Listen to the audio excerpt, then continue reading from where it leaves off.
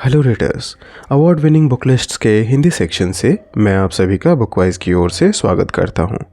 आज हम साहित्य अकादमी अवार्ड विनर्स में से उन 10 बेस्ट किताबों को आप तक लाएंगे जिन्होंने हिंदी साहित्य की गरिमा बढ़ाई है और इंडियन हिस्ट्री और सोसाइटी की इफेक्टिव इमेज भी तैयार की है। इस एपिसोड में आगे बढ़ने से पहले इंडियन लिटरेचर के स्प्रेड और ग्रोथ में साहित्य अकादमी की हिंदी भाषा में रोल की एक छोटी सी झलक देखते हैं। 12 मार्च 1954 में इनॉग्रेटेड साहित्य अकादमी सभी इंडियन लैंग्वेजेस को प्रिजर्व और नर्चर करने वाली नेशनल ऑर्गेनाइजेशन है। इंडिपेंडेंस से पहले ब्रिटिश रूल में ये literary tradition Indian literary organisation बनना शुरू हुई थी और फिर पोस्ट इंडिपेंडेंस इसने फॉर्मली ऑर्गेनाइज स्ट्रक्चर पाई। इंडियन लिटरेचर की इंट्रोडक्शन के बाद से साहित्य अकादमी ने 6000 से ज़्यादा किताबें रिलीज़ की है, बहुत सारे नेशनल और इंटरनेशनल सेमिनार ऑर्गेनाइज किए हैं और इंडियन ऑथर्स को अवार्ड से फेलिसिटेट किया है। 1955 से ये प्रेस्टिजियस अवार्ड इंडियन लैंग्वेजेस में काम करने वाले राइटर्स को दी जाती है, जिसकी शुरुआत में प्राइस 5000 रुपये कैश दी जाती थी और 2009 में बढ़ाकर 1 लाख रुपये कर दी गई। इन सालों में साहित्य अकादमी ने जिन किताबों को चुना है वो हिंदी साहित्य के बहुमूल्य धन हैं। हालांकि ये लिस्ट काफ़ी बड़ी है और सभी एक से बढ़कर एक हैं, लेकिन यहाँ मैं अवॉर्डेड केवल अपनी 10 सबसे पसंदीदा किताबों को ही मेंशन करूँगा जिन्होंने मुझे मल्टीपल इंसाइट्स दिए हैं। इस लिस्ट से सबसे पहली किताब भीष्म साहनी की लिखी तमस है। यह उपन्यास भारत के पार्टीशन के बाद हुए कम्युनल राइट्स पर लिखी गई है। 5 दिनों की कहानी से लिखी तमस डार्क और टेरिफाइंग है। 1975 में साहित्य अकादमी से अवॉर्डेड यह उपन्यास आपको इतने स्ट्रांगली ग्रिप करती है कि आपने अगर इसे पढ़ना शुरू कर दिया है तो आप इसके हर सेंटेंस में थ्रिल फील करते हैं। तमस का मतलब अंधेरा होता है और पोस्ट इंडिपेंडेंस पीरियड में जिन डार्कनेस ने जो तबाही मचाई थी उसकी जीवंत व्याख्या इसमें मिलती है। सभी रीडर्स जो भारत को उसके प्रेजेंट प्रॉब्लम्स, उसकी ऑरिजिन, पोस्ट इंडिपेंडेंस के इमीडिएट इफेक्ट और उसकी हिस्ट्री को पढ़ने में इंटरेस्टेड हैं, उन्हें यह उपन्यास बिल्कुल पढ़नी चाहिए। आप भारत के किसी भी कोने में क्यों ना रहते हों, यह उपन्यास आपको रिफ्लेक्टिव और रिलेटेबल लगती है। इस लिस्ट से दूसरी उपन्यास श्री लाल शुक्ला की लिखी राग दरबारी है। आज़ादी के बाद इंडिया की राजनीति पर की गई राग दरबारी एक व्यंग्य है। इसे 1968 में लिखी गई और 1989 में साहित्य अकादमी से सम्मानित की गई। यह उपन्यास देश के इंटेलेक्चुअल्स मतलब बुद्धिजीवियों की निराशा की कहानी है, जिसका सामना पॉलिटिकल सिस्टम के करप्ट होने के कारण हुआ है। लगभग 300 पन्नों की इस उपन्यास में वैद्य जी, रप्पन बाबू, बद्री पहलवान जैसे प्रोटोगोनिस्ट्स हैं, लेकिन मेनली इसमें रंगनाथ, जो इतिहास के विद्वान हैं, की कहानी है। रंगनाथ अपने चाचा के गांव जाते हैं और वहां के पंचायत की कार्यप्रणाली को देखते हैं, जिसे देखकर वह अपने फॉर्मल एजुकेशन में सिखाए गए आदर्शों और सिद्धांतों पर सवाल खड़ा करना शुरू कर देते हैं। यह ऐसा उपन्यास है जो गांव की कहानी से मॉडर्न इंडियन लाइफ की वर्थलेसनेस और रूथलेसनेस को दिखाता है। शुरू से अंत तक इतना डिस्पैशनेट और पर्पसफुल सटायर लिखा गया हिंदी का शायद यह पहला एक्सटेंसिव नॉवल है। मैंने आज तक राग दरबारी से ज़्यादा कंप्लीट सटायर नहीं पढ़ी है। हर सेंटेंस लेयर्स में लिखे गए हैं और एक ही सीन को अगर आप 5 बार पढ़ते हैं तो आप 5 अलग अलग मीनिंग्स देखते हैं। मैंने राग दरबारी पढ़कर व्यंग्य लिखना शुरू किया था और अगर सही कहूँ तो समझना शुरू किया था। आप किसी भी उम्र के हों, किसी भी परिस्थिति में हों, यह उपन्यास आपको रिलेटेबल और फिटिंग लगती है। तीसरी किताब आचार्य नरेंद्र देव की लिखी बौद्ध धर्म दर्शन है। इस उपन्यास में भारत में उभरी सबसे प्रभावशाली धार्मिक परंपराओं में से एक बौद्ध धर्म का डिस्क्रिप्शन दिया गया है। हिंदी आंदोलन के active member, Banaras Hindu university के वाइस चांसलर और कांग्रेस सोशलिस्ट पार्टी के मेंबर आचार्य नरेंद्र देव को इस उपन्यास के लिए 1957 में साहित्य अकादमी अवार्ड मिला था। इस उपन्यास में आपको पूरी बुद्धिस्ट फिलॉसफी मिलती है। जिन्हें त्रिपिटक मैसिव लगता हो और बुद्धिज़्म को थरली समझना हो, बौद्ध धर्म दर्शन उनके लिए कंपैरेटिवली ईजियर रीड होगी। इस उपन्यास में जिस लैंग्वेज को यूज़ किया गया है वो आसान नहीं है। शुद्ध हिंदी में लिखी कमेंट्री बीच बीच में इतनी कॉम्प्लेक्स हो जाती है कि मुझे हिंदी शब्दकोश की किताब, गूगल ट्रांसलेशन और टर्म्स के डेफिनेशंस बार बार देखने पड़ रहे थे और वो भी कभी कभी काफ़ी नहीं थे। मुझे इस उपन्यास को पढ़ने में काफ़ी समय लगा और उससे भी ज़्यादा समझने में। आचार्य नरेंद्र देव ने जिस भाषा का प्रयोग किया है, यह उपन्यास बिगनर्स के लिए तो बिल्कुल भी नहीं है।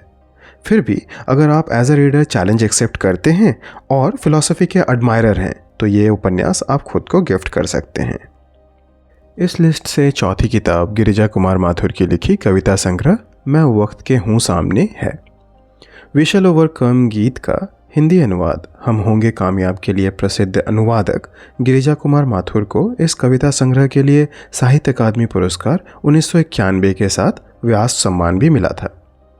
इस कविता संग्रह में समय, जीवन और अस्तित्व के पहलुओं के बारे में लिखा गया है। सामाजिक भावना, आत्मखोज, प्रेम, संघर्ष और प्रेरणादायक शब्द विचार जैसे भाव आपको इस किताब से अपनी दुनिया में झांकने पर मजबूर करती हैं। गिरिजा कुमार माथुर की लिखी कविता आप जब पढ़ते हैं तो आप उसमें रम जाते हैं। जीवन की हर मोड़ पर, हर उम्र के लिए लिखी गई ये कविताएं सभी को पढ़नी चाहिए। इसमें लिखी भाषा इतनी सरल और सहज है कि कविता में लिखी हर शब्द सीधे दिल में उतरती है। इस लिस्ट में 5वीं उपन्यास यशपाल की लिखी मेरी तेरी उसकी बात है। इस उपन्यास को 1976 में साहित्य अकादमी पुरस्कार से सम्मानित किया गया। इसमें एक हिंदू पति और ईसाई पत्नी की कहानी है। यह उपन्यास 1942 के भारत छोड़ो आंदोलन पर आधारित है और देश और उसके लोगों के कई बदलावों को दर्शाता है। स्वतंत्रता के लिए राष्ट्रव्यापी आंदोलन के दौरान न केवल सामाजिक बल्कि भावनात्मक और व्यक्तिगत वास्तविकताओं को प्रस्तुत करने के लिए इस उपन्यास को काफ़ी सराहा गया है। इसके मेन प्रोटोगोनिस्ट्स डॉक्टर अमर सेठ और उनकी पत्नी उषा सोशलिस्ट मतलब समाजवादी विचारधारा रखते हैं, पर क्रांतिकारी विचारों में भी विश्वास करते हैं और रोज़मर्रा के जीवन की साधारण घटनाओं को संवेदनशीलता और गहराई से प्रस्तुत करते हैं। इस उपन्यास में दोस्ती, प्रेम, परिवार और मानवीय संबंधों की जटिलताओं पर कहानी लिखी गई है। भाषा काफ़ी सरल और व्यंग्यात्मक है। उपन्यास में जिन छोटी छोटी चीज़ों पर ध्यान दिया गया है वे हमारे जीवन में हम हर रोज़ अनुभव करते हैं। इससे यह उपन्यास और भी ज़्यादा रिफ्लेक्टिव और इंस्पायरिंग बन जाती है। छठी किताब शिव प्रसाद सिंह की लिखी नीला चांद है। पृथ्वी से परे जीवन के अस्तित्व और ब्रह्मांडीय प्रकृति जैसे सवालों पर चर्चा करती इस किताब को 1991 में साहित्य अकादमी पुरस्कार, 1992 में सरस्वती सम्मान और 1993 में व्यास सम्मान से भी सम्मानित किया गया था। इसकी भाषा कसी हुई संस्कृतनिष्ठ भाषा है। काशी के इतिहास और संस्कृति को उकेरती यह उपन्यास 3 भागों में लिखी गई है। बनारस की गलियों, घाटों और आसपास की ग्रामीण परिवेश में रची इस उपन्यास में परंपराओं को इतने सहेज कर लिखा गया है कि आप केवल शब्दों से ही पूरे काशी का साक्षात दर्शन कराते हैं। इसमें प्रेम और पीड़ा की कहानी है जो व्यक्तिगत ही नहीं बल्कि सामाजिक भी है। काव्यात्मक भाषा बनारस की आध्यात्मिक और ऐतिहासिक चरित्र को जैसे यह उपन्यास बतलाती है, आपने यह कभी अनुभव नहीं की होगी। कहानी इसकी इतने परतों में लिखी गई है कि हर बार आप जब इसे पढ़ें एक नई बात उभर कर आती है। जीवन, मृत्यु, सुख दुख जैसे दार्शनिक प्रश्नों से पिरोई यह उपन्यास आपको खुद में ऐसे समाती है कि उपन्यास के खत्म हो जाने के बाद भी आप उस दर्शन से बाहर नहीं निकल सकते। इसके बाद है निर्मल वर्मा की लिखी कव्वे और काला पानी का कहानी संग्रह। इस कहानी संग्रह में 7 कहानियाँ, धूप का एक टुकड़ा, दूसरी दुनिया, जिंदगी यहाँ और वहाँ, सुबह की सैर, आदमी और लकड़ी, कव्वे और काला पानी और एक दिन का मेहमा शामिल हैं। कुछ कहानियाँ भारतीय परिवेश को बताती है तो कुछ यूरोपीय परंपराओं को दिखाती है, लेकिन ह्यूमन सेंटिमेंट सभी जगह बराबर तरीके से दिखाया गया है। कहानियों में आजकल की दुनिया में रिलेशनशिप्स में ठंडापन, उदासी और बेचारगी दिखाई गई है और यह भाव आपको अंदर से झकझोर देती है। घटनाओं को परिवेश और उपज से बताई गई है। हमारे चरित्र हमें बाहर और अंदर दोनों से स्ट्रक्चर देते हैं। हमारे अनुभव हमारा चरित्र बनाते हैं और हर रिश्ते में आपको प्रेम और पीड़ा बराबर दिखती है। इन सब से ऊपर यह अनुभव ही है जो हमें जीवन का सही मतलब सिखाती है या फिर मतलब को खोजने के लिए हमें आगे बढ़ाती है। 1985 में साहित्य अकादमी से सम्मानित यह कहानी संग्रह आपको स्वयं और जीवन की खोज पर ले जाती है। इस किताब को उन सभी रीडर्स को पढ़ना चाहिए जो रिश्तों के मायने समझना चाहते हों, खुद को दूसरों से कंपेयर करके कम आंकते हों या फिर जीवन क्या है जैसे प्रश्नों से आशंकित हों। लिस्ट में 8वीं किताब कृष्णा सोबती की लिखी जिंदगी नामा है। 1980 में साहित्य अकादमी पुरस्कार से सम्मानित जिंदगी नामा पार्टीशन के पहले के पंजाब के एक छोटे से गांव शाहपुर पर आधारित है। इस कहानी में गांव के आम लोगों का जीवन, कड़ी मेहनत और साधारण सुख दिखाया गया है। ब्रिटिश कॉलोनियलिज्म के 150 सालों के बाद भी शाहपुर की जिंदगी ज़्यादा नहीं बदली है। शाहजी और उनके छोटे भाई काशी कहानी के किरदार हैं। वहाँ लोग रीजनल डिबेट्स, पॉलिटिक्स, ट्रेड और लाहौर की अखबारों की कुछ खबरों पर चर्चा करते हैं और जीवन ऐसे ही कट रही होती है। लेकिन जैसे जैसे गदर आंदोलन पंजाब और बंगाल में जोर पकड़ता है, शाहपुर का साधारण सा गांव खुद को झोंकने से रोक नहीं पाता। इस किताब की खासियत सोशल हार्मनी है, जहां सभी धर्म के लोग शांतिपूर्वक सह अस्तित्व में हैं और धर्म से जुड़े विवाद से दूर सुख से रहते हैं। इसमें आज़ादी से पहले भारत के समाज का एक नया दृष्टिकोण मिलता है और सभी रीडर्स को यह किताब पढ़नी ही चाहिए। इस सीरीज़ की नवी किताब विनोद कुमार शुक्ल की लिखी दीवार में एक खिड़की रहती थी है।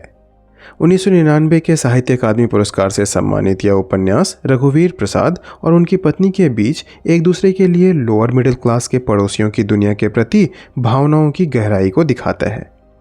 इस उपन्यास में कोई महान घटना, कोई विराट संघर्ष, कोई उद्देश्य या संदेश नहीं है। यहाँ कोई हीरो या विलन नहीं है, बल्कि मेन कैरेक्टर्स की सादगी, भोलापन, उनके रहने, आने जाने, जीवन जीने का ब्यौरा दिया गया है। इंडियन मिडिल क्लास की समझ जो इस उपन्यास में बताई गई है, वो मुझे मुश्किल से ही किसी किताब या लेखक में दिखाई देती है। फणीश्वर नाथ रेणु के बाद पोस्ट इंडिपेंडेंस लिटरेचर में सोसाइटी और सोशल क्लासेस के बारे में शायद आपको किसी और लेखक के लेखन में विनोद कुमार शुक्ल के अलावा नहीं दिखता। इस उपन्यास को सभी उम्र के लोग पढ़ सकते हैं, खासकर वो लोग बिल्कुल पढ़ें जिन्हें सही गलत, सच झूठ, अच्छा बुरा जैसे एब्स्ट्रैक्ट बातों को सही से समझना हो। इस लिस्ट की आखिरी किताब मनोहर श्याम जोशी की लिखी क्याप है। क्याप को 2006 में साहित्य अकादमी पुरस्कार मिला। यह नाटक, रहस्य, आश्चर्य और रोमांच के विषयों पर आधारित कहानियों का एक संग्रह है। यह उपन्यास कुमाऊनी भाषा के शब्द क्याप से प्रेरित है, जिसका अर्थ है अजीब, विचित्र, अनोखा या पहले कभी नहीं देखा गया। उपन्यास की कहानी एक दलित कैरेक्टर के इर्द गिर्द घूमती है जो कम्युनिस्ट विचारधारा का फॉलोअर है। कहानी की शुरुआत एक मिस्टीरियस मर्डर से होती है, जिसमें दो प्रतिद्वंदी एक ही स्थान पर मरे हुए पाए जाते हैं। इनके डेथ का कोई स्पष्ट कारण नहीं होता। ये दोनों मृतक पहले कम्युनिस्ट कैरेक्टर के शिष्य रह चुके थे। इसके बाद कहानी फ्लैशबैक में जाती है और उस कैरेक्टर के गांव, बचपन, पढ़ाई और उसकी अधूरी प्रेम कहानी को दिखाया गया है। इस उपन्यास में सामाजिक और राजनीतिक परिप्रेक्ष्य लिखी गई है, जहां भारतीय समाज की जातिगत वास्तविकताओं को आंका गया है। उपन्यास में कुमाऊनी भाषा और शब्दों का खूबसूरती से प्रयोग किया गया है। हत्या का रहस्य, प्रोटोगोनिस्ट की पर्सनल जर्नी, उसके संबंधों का जाल कहानी को रिदम देता है। क्या आप एक ऐसा उपन्यास है जो मिस्ट्री, सोशल इश्यूज और पर्सनल सेंटिमेंट का अद्भुत मिश्रण प्रस्तुत करता है और इसमें कुमाऊनी संस्कृति का डीप एनालिसिस दिखाया गया है। ये सभी किताबें काफ़ी खूबसूरत हैं, लेकिन ऐसा कहना बिल्कुल गलत होगा कि साहित्य अकादमी के अवॉर्डेड लिस्ट से ये किताबें सर्वश्रेष्ठ थीं। बाकी किताबें भी बेहतरीन हैं, बस ये किताबें मेरी फेवरेट हैं। इस लिस्ट में से कितनी किताबें आपने पढ़ी हैं और आपकी फेवरेट कौन सी है, ये हमें ज़रूर बताएं। मैं आशा करता हूँ कि आप अपने रीडिंग एक्सपीरियंसेस हमसे ज़रूर शेयर करेंगे। हम आगे और भी thought provoking awarded book lists के रिव्यू के साथ आपसे मिलते रहेंगे। तब तक के लिए happy reading and happy journey.